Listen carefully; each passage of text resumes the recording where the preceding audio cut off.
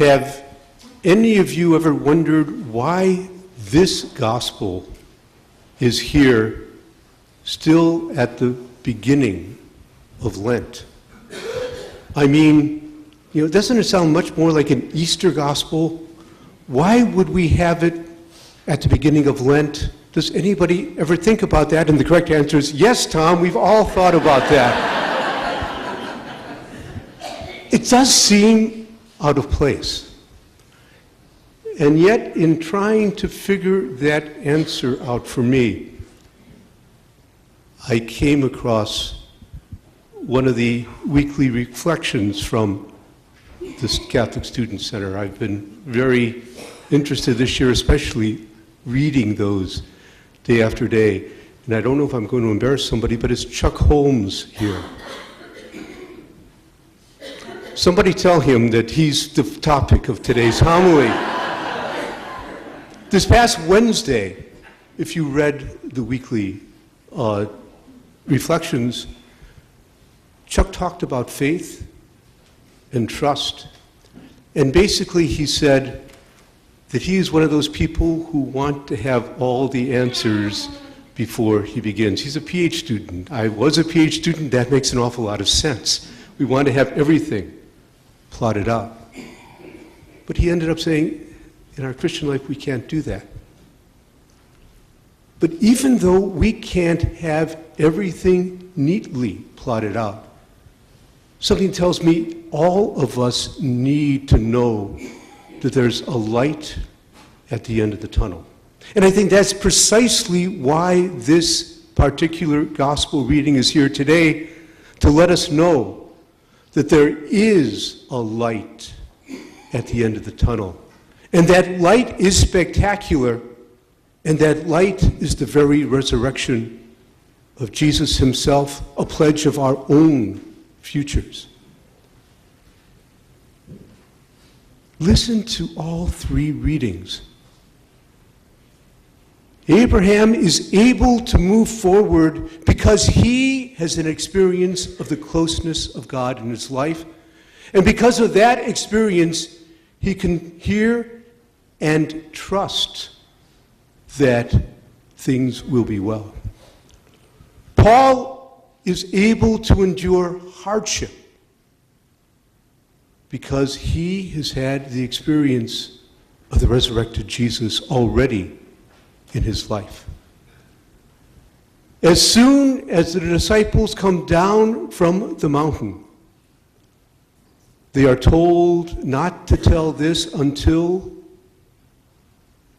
Jesus has been raised from the dead.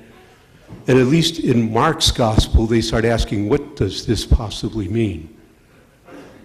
They are able to understand the passion in light of what will happen. And it is after this experience that Jesus begins talking about his own passion and the fact that they need to take up their cross as well. We need that experience in the beginning of our journeys in order to trust in the journey itself.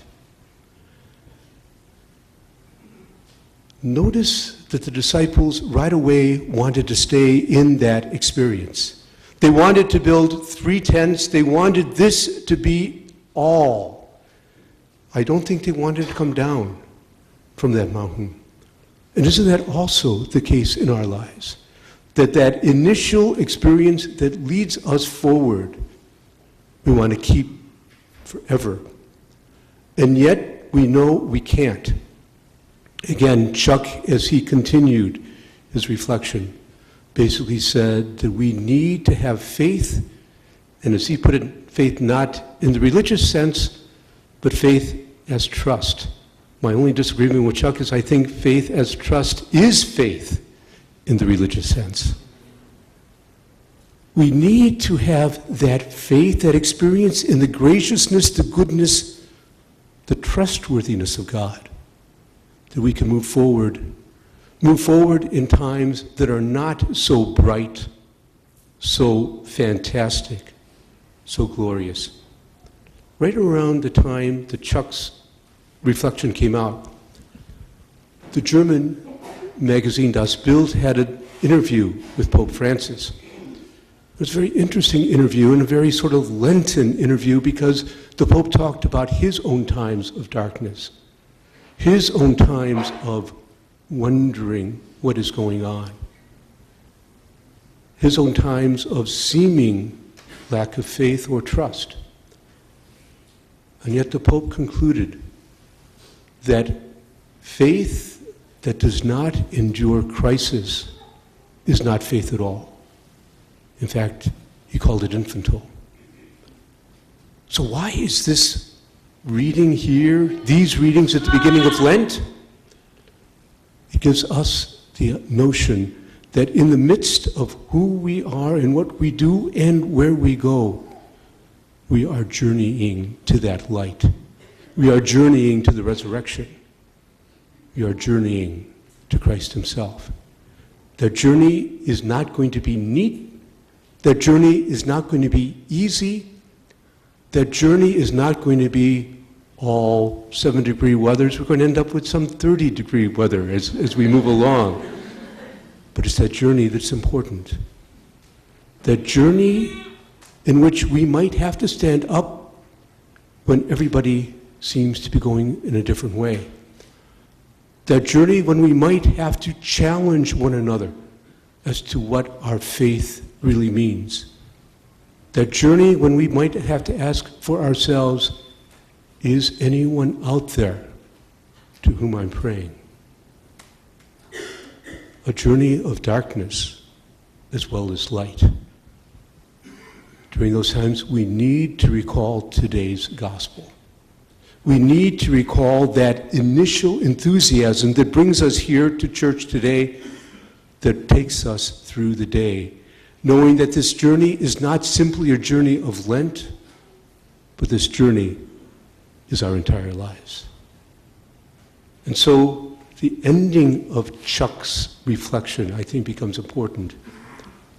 He says, even though he wants all the answers, even though he wants things to be neat as he moves forward, he knows that that's impossible. And that in the midst of everything, he knows he is called to have faith, he is called to have trust. I think that's good advice for all of us.